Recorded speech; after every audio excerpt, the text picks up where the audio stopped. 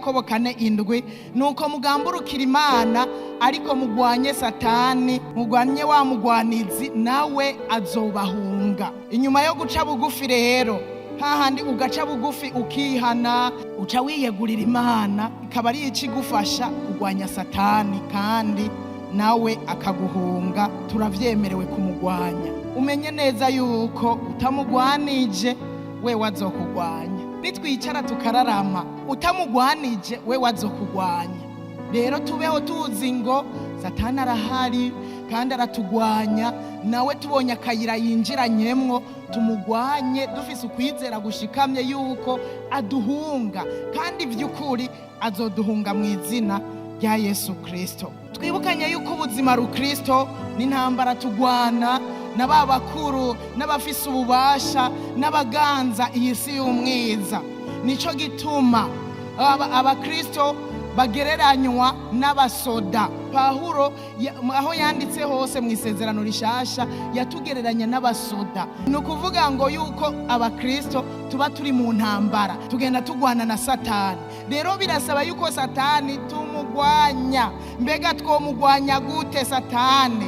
Tumugwanye ikintu ca mbere twambaye inkofero y'agakiza. Mu yandi majambo ikintu ca mbere dusabwa ca mbere nukwakira Yesu. Umenye yuko utarakira Yesu nk'umwami n'umukiza uzobura uneshwa, kuko bisaba ko tubanza kwakira Yesu yanesheje Satani, yamunesheje kugira ngo abe muri twebwe, yama dushoboza kugwana tunesha.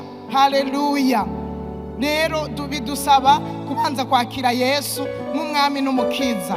Aya majambo ari mu Banyefeso 6:17 ngo mwabire inkofero y'agakiza. Ikigira kabiri bo n'inkota ya mwemu, niyo jambo ry'Imana.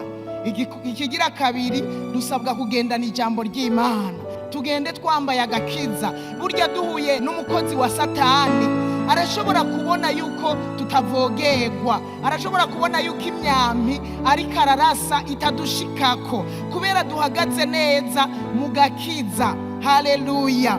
Tugendane rero agakiza, duhagarare neza mu gakiza, ariko kandi tugendane inkota y'ijambo ry'Imana. Rero warabwiye Yesu ego, biroroshe kubwira Satani oya. Ata Kristo n'ufise ikigukingira na gatoya. Kristo tumwimike mu mitima yacu, hanyuma ijambo ry'Imana ribe muri twebwe rigwiriye.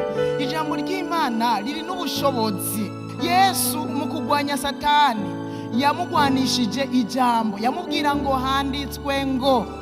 None natwe ijambo ry'Imana ribe muri twebwe. Satani niyahaguruka tumubwire ngo handitswe ngo, ijambo ry'Imana rivuga ngo, niho tuzoba abanesha. Rero ijambo ry'Imana rifise ububasha. Iyo Satani abona uri mu ijambo ry'Imana aragutinya. Kubw'ivyo rero tugira ijambo ry'Imana rigwiriye cane muri twebwe.